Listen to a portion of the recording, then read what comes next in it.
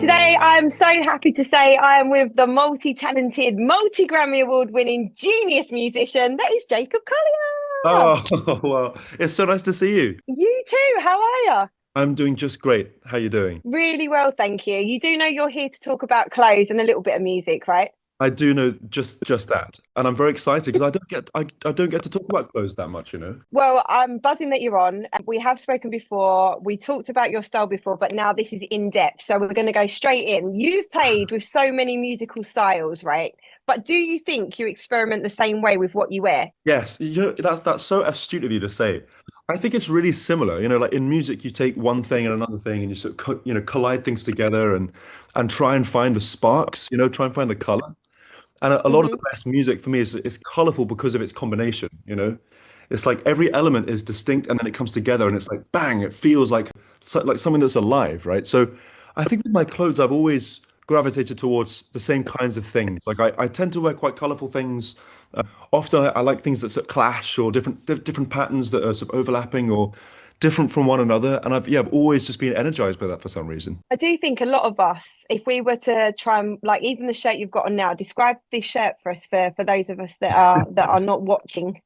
This is actually as funny enough. What? So the shirt is it's like a sort of pink and off-white kaleidoscope flowery shirt, which cost me £4 at Tesco. It's a woman's shirt, woman's shirt from Tesco, and yeah, this was I think a birthday present from my mum like a couple of years ago, and it just works for me, See, if I wore that, I'd look like I was going on a stag do to Benidorm.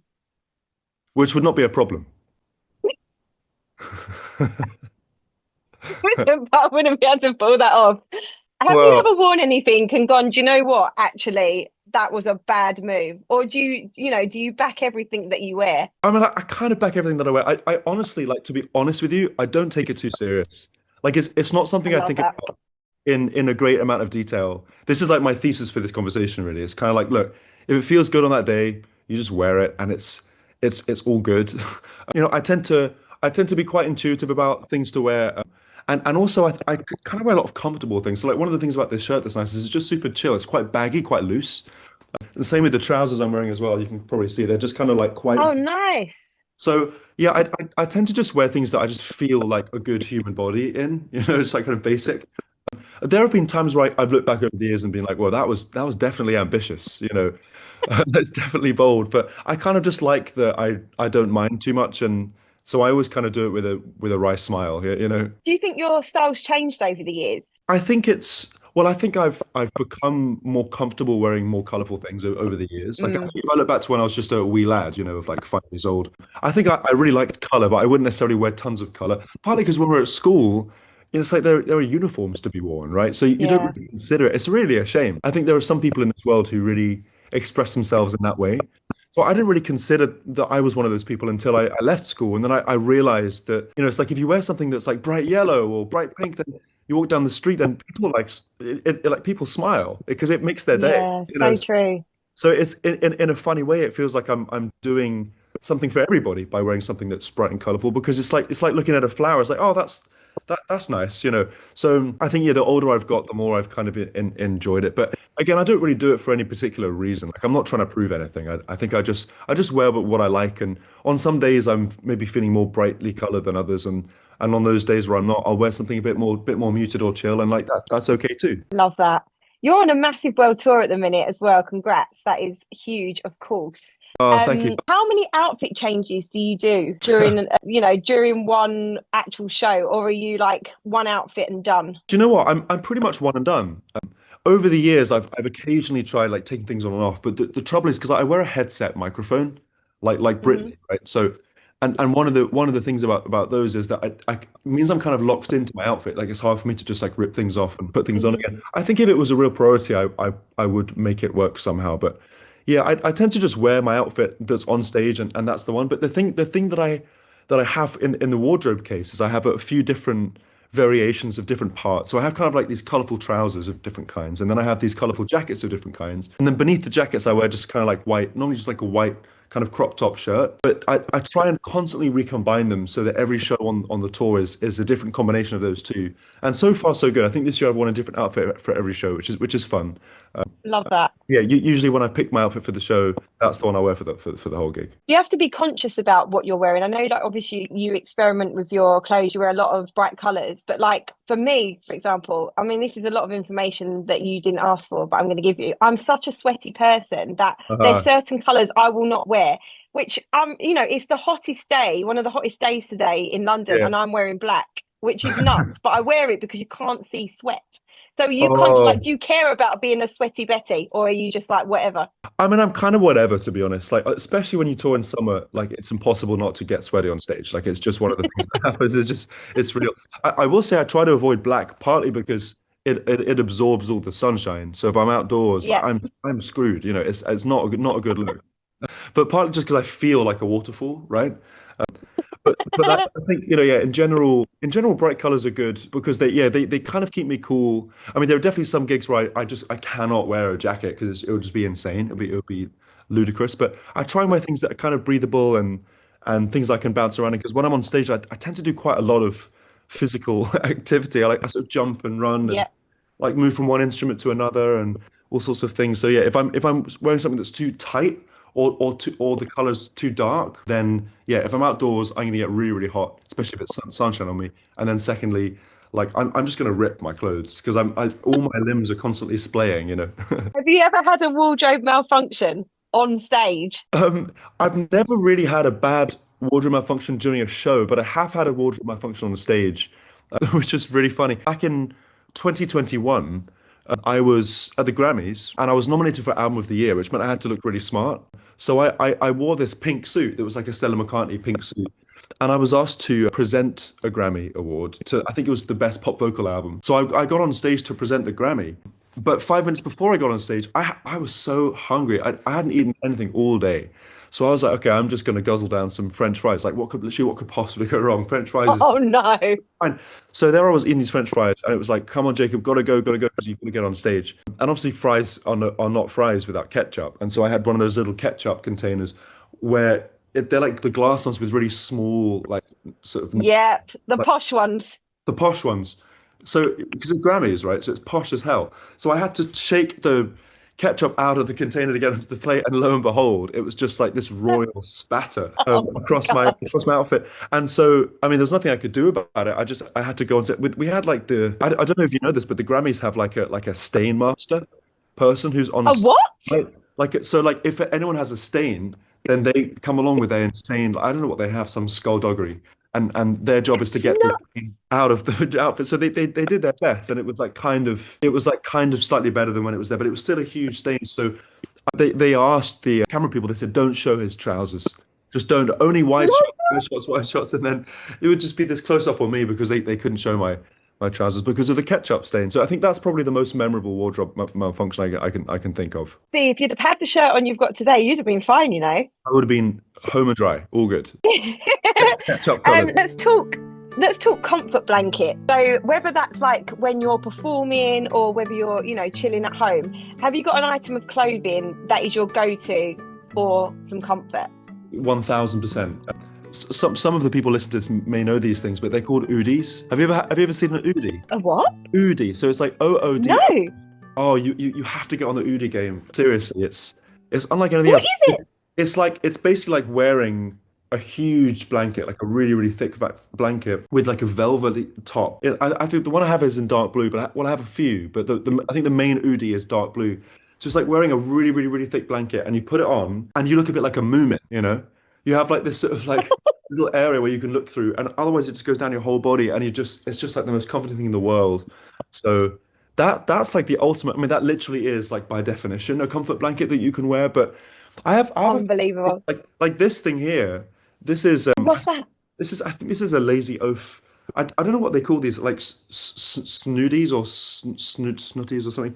But Oh basically, my God, I love that you're putting it on, by the way. This is brilliant. yeah. So this is like really, really comfortable and definitely something that I've worn just when I need some comfort. It's not like insanely warm, but on a day today, and I'm in Germany right now, and it's 33 degrees Celsius. So you would not catch me in this today. But if Hang it on, Jacob. Wait. We need to break down what this looks like. So it's like okay, what, pink and like lime green stripes, and it's got little ears. Yeah, pink and lime green stripes. I'm sure there's like an official name for this, but yeah, they have these two little pointy ears, which I think are kind of cute. Do you know what? Really sweet, actually. Again, Yeah. not a lot of us can pull that off, but you're Well, doing it justice. well, thank you very much. Yeah, I feel like a little spaceman, you know? I'm actually going to get one. I'm not joking. I'm stealing that. In terms of like all your outfits, like you said, this tour you've tried to do a different outfit per gig. Do you keep all of your outfits, or do you get rid of them? Do you repurpose them? What do you do? I keep all my outfits. Yeah, I mean, I'm the guy since childhood who, if I like an item of clothing, I'll just wear it like every single day for like 300 days until it's I'm dead, the same. and then it will crumble. So that's always been me. So the reason why it's fun on tour to try and continuously recombine things is because, I don't have that many jackets, I don't have that many trousers, but the combinations that are possible are kind of endless. So yeah, I just try and if I like something, I'll try and use it and use it and use it. And I mean, my friends and family will tease me mercilessly for this. Like this shirt I've been wearing for the last 3 days, right? Nothing wrong with that. It's the reality. And like it's okay, So yeah, I like when I was very small, I remember there was a pair of trousers that I think they were purple, and we called them the purple trousers, Jacob's purple trousers. And it was just every day for 3 years, I would wear these trousers. And it was just like this ridiculous scenario. But yeah, I'm a huge believer in a sense, wearing things sustainably, like really Yeah. getting all the life out of something. I haven't really bought any clothes for, well, I mean, like many years, honestly, because I'm given so many lovely clothes by my fans. It's crazy. So Hmm. I was just people going to ask you that actually. Do you get really, a lot of stuff then? I get things, some musicians, get all sorts of like unspeakables thrown on stage, like really crazy stuff. But for me, I get like animal hats and like comfortable cardigans and like socks and like really great, comfortable, just chill things. So yeah, like I have all sorts of things around me, like I've been given by Oh, so friends or nice. by fans and things. So that always feels good. And then yeah, if I love something, I'll wear it and I'll wear it and I'll wear it. And I'm not good at throwing away clothes that I've loved. So I do have a little bit of a hoard at home. How involved are you in your styling? Because it sounds like you're very involved. Do you have a stylist as well? Is it like collaborative, or do you do a lot of it yourself? I mean, I'm kind of my own stylist in a way. Like I just have this like, cohort of colorful clothes and I pick things I like. But when it's for special occasions, so things like the Grammys or if I have to walk a carpet or something like that, Yeah. then I will sometimes use a stylist. I have an amazing stylist called Marta Del Rio, who is very, very cool. And so she helps me find things. But really, even with Marta, like I'm pretty stubborn about like I want to be comfortable, I want to be colorful. And so I if she tries respect to that. put me in something that's too uptight, then I tend to squirm. But yeah, and I think I'm also a fan of like wearing things that are kind of giving pajamas, but like in scenarios that, Yeah. it wouldn't necessarily be pajamic scenarios. What is the best outfit you either own or have ever worn? So if you had to pick like an outfit that you'd wear on your birthday and it's like the most important birthday ever, what would you say is up there with one of your favorites? It's so hard to say. Like I feel like I've been through phases, where I'll be like, it's definitely this one outfit, it's definitely this one outfit, and then it will completely change, completely change. I don't know, like if you ask me right now on this tour, like the one I'm wearing right now is like the whole of this tour I've been wearing this outfit, so I kind of love it. But if it was like a really special occasion, I'm trying to think. The thing that's rare for me is wearing like something that's like more of a suit, So I think Hmm. I always feels like a kind of a special occasion if I wear a jacket that feels like it's kind of more smart because I'm kind of always wearing very chill clothes. So like there was one time I think a couple of years ago I went to the Grammys and I wore a suit. I remember the name of the designer. But it was like a really young student, and she was just kind of like entering into the scene, and she made this amazing red Wow. suit, like a beautiful red suit, which was really sort of curvy and cool. And that I think is probably still amongst the coolest I've ever felt, like in public, in that scenario, because yeah, it takes kind of a lot for me to put on something like that. You said she was a student. Did she reach out to you then? Or did you know her? She actually, she was, I think, a friend of a. Hi, oh, sorry, not now.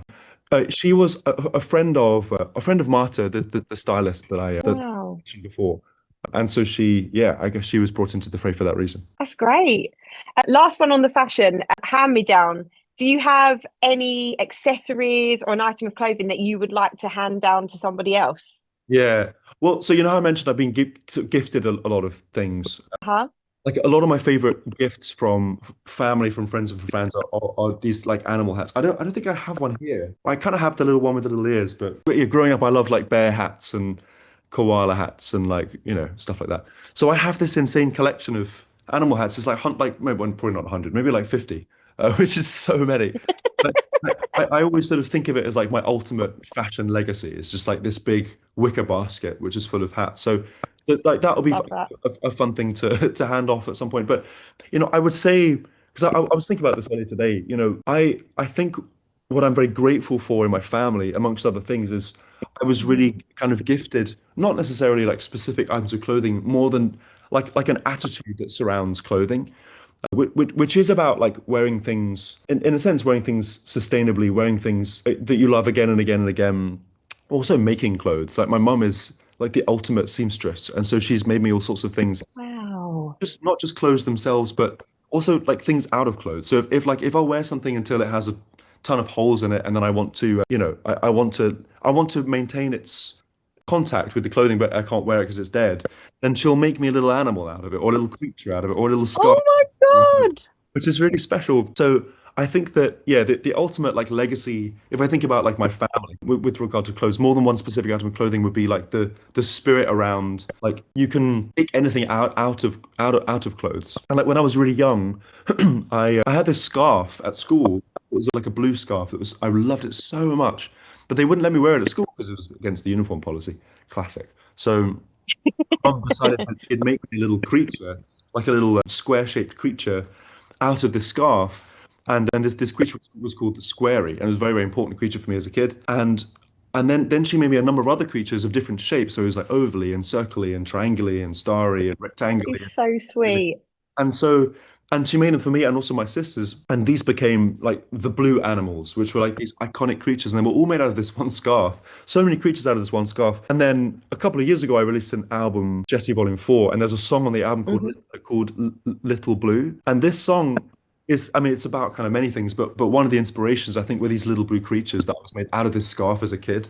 So I love the idea that an item of clothing or a piece of fabric can kind of accompany you through all these different Oh, so walks of life, nice. and have many lives besides just being that item of clothing. I can't ever imagine you being really miserable or moody. I can't. But we all are sometimes. Sometimes you Yeah, wake oh up yeah, and it doesn't absolutely. matter how good your life is. Sometimes you're just in a crap mood.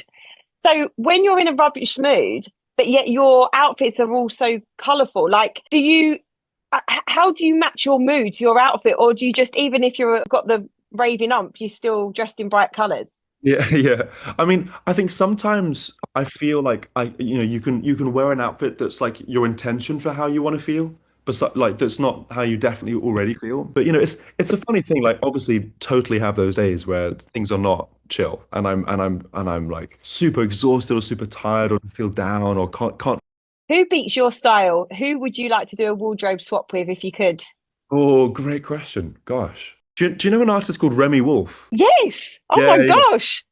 So Remy Wolf is obviously an absolute queen and a great friend of mine. And to me, she feels like someone who I have always looked to. Her style I've always looked to, and I've been like, that is seriously just the best.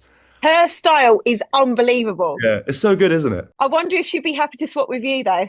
Yeah, I'm trying to think if we've swapped any clothes in the past. I wonder we actually we might have actually, but because we've always been paired together as like the two colorful kids, like over in the corner. Yeah. So what are you, obviously you're on tour at the minute. What are you most looking forward to about being on tour? And then are there any downsides to being on tour? Like give us the real The real inside scoop. to All going on right, so tour. Yeah. the touring is exhausting. Like as you can probably imagine, it's a Mhm. lot of energy output the whole time.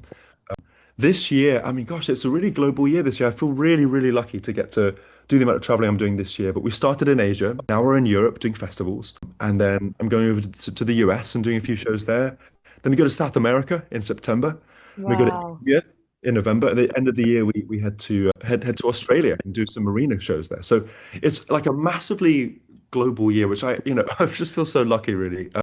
But it's a lot, and it's especially when it's flying, or I mean, right now it's nice because we're driving on a bus, which is just kind of a bit more easy on the energy. You know, it's both absolutely exhilarating and totally exhausting. But I think I've learned how to do it in a way that feels sustainable energetically. You know, this is like my 10th year of touring, and I've been doing it for a little while. I started so young, so yeah, I've kind of figured out ways of getting energy back from people, you know, and I think there are moments where, my voice gets tired or my energy will get tired or whatever. But I think that the good thing is I've got around me like a really diverse and brilliant group of people who kind of keep me alive, and it's that so many of my, people who have become my dearest friends are here, people in the crew, people in the band. We've got a really nice split between men and women, and it's just like a delightfully kind of life-filled, yeah, really diverse group who just kind of keep each other alive. And obviously everyone has their days where it's like, Yeah. oh, it's really hot and I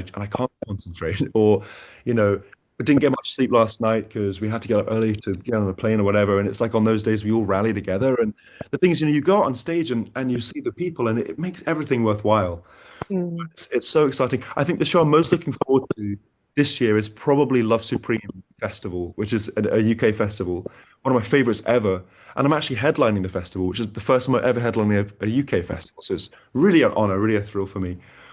It's the first time you've headlined a UK one, did you say? Headlining a UK festival, yeah. That's nuts to me. I can't, in my head, like you've done a gazillion. Well, I have done quite a few shows in the UK, and like I'll never forget doing Glasgow a couple of years ago, and Yeah. I played at the O2 Arena last December, and that was just wild. But festivals are different beasts. And so this year, I'm really, really, really excited to hear that audience sing, and for them to hear this band, because this band is the craziest band I've ever had, I think, and it's just a very, very thrilling vibe. Did you watch any of Glastonbury this year? A little bit, yeah. Oh, we've been trying to keep up with the live stream because obviously we're here in Europe, but it seems like it's been pretty special this year.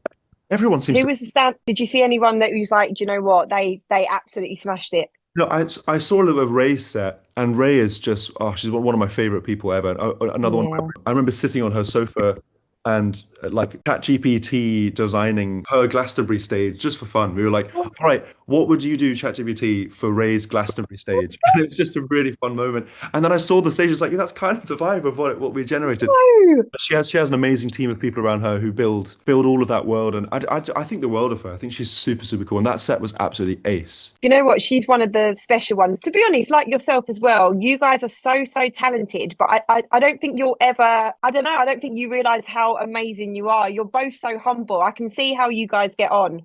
You're very Uh, similar in that way. well, thanks so much. I mean, yeah, she just feels like a really, really grounded person, and I think this industry is filled of all sorts of different kinds of people, and some of those people can be a little hard to access, like emotionally and stuff. So I think, yeah, when Ray and I met, we were like, oh, this is such a relief. Like we're just two people who are just kind of normal Mhm. people who are also trying to make meaningful music and share it with people, and like it feels like we're kind of like in the same school year or something. It feels really, really fun. Yeah. Jacob, thank you so much for today. Honestly, before you go, I need to keep you for one more minute because we need to do a 60-second style sprint, which is basically a Whoa. quick fire round. And you just give me your first answer and then you're out of here. Is that okay? I'm so down. Hit me. Go. Silk shirt or velvet blazer? Ooh, velvet blazer. Jeans or chinos? Chinos. Denim or leather jacket? Denim. Plain t-shirt or Larry one? Oh, come on. I'm going to answer that Larry one. one. I'd love it if you said plain. Okay, your partner buys you a vintage watch, but then you split up. Do you keep the watch or do you give it back? They can keep the watch. You're the first person that said that, by the way. Most people say they keep it and sell it. Oh no, yeah. A cap or beanie? Oh, beanie all day long. Shirt tucked in or untucked? Untucked. Wristbands or rings? Wristbands. Yes. Co-ords or cargo pants? Oh, wait, what was the first one again? Co-ords, so like matching top and bottom. Oh, or cargo pants. What's cargo pants? Yeah, like kind of what you're wearing now. Chilled, like relaxed. Chilled. That is it. You're done. That is it. Yes, boom. Well, thank you so much. Jacob, oh my God, honestly, thank you so much for giving us the time today. I know you're so busy. You're obviously on tour. Good luck with everything as well. Thank you so much for having me. This has been an absolute blast.